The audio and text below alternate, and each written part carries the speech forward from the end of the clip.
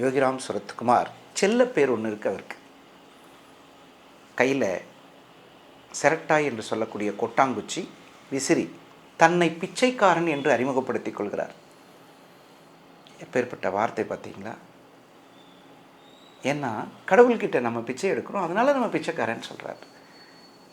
அந்த பிச்சைக்காரனாக தன்னை அறிமுகப்படுத்தி கொண்ட அருள் ஞான வல்லல்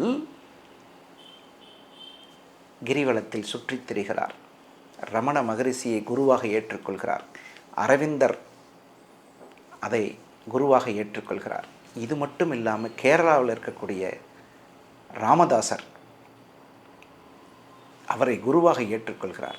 ஒவ்வொருத்திட்ட ஒவ்வொரு விஷயத்தை கற்றுக்கிறார். சின்ன வயசுலேருந்தே அவருடைய ஞானம் காசியில் பிறந்ததாக சொல்லப்படுது. இப்பேற்பட்ட அற்புதமான இந்த யோகிராம் சுரத்குமாரினுடைய அருளாசி பெற வேண்டும் என்று நினைப்பவர்கள், இன்றைக்கும் எனக்கு அருளாசி வேணும் சார், எங்கே சார் இருக்கார் அந்த மகான் அப்படின்னா, திருவண்ணாமலையில் கிரிவலம் போகும்போது அற்புதமான ஆசிரமம். உங்களுக்கு அமைதி கேட்டை தாண்டோன்னே வரும். அடடா என்ன ஆனந்தம்! 3 வேளையும் உணவு தேவாமிர்தமாக இருக்கும். இந்த சாப்பாடு சாப்பிட்டவங்களுக்கு வேறு சாப்பாடு இந்த உலகத்தில் பிடிக்காது. அருமையான சாப்பாடு.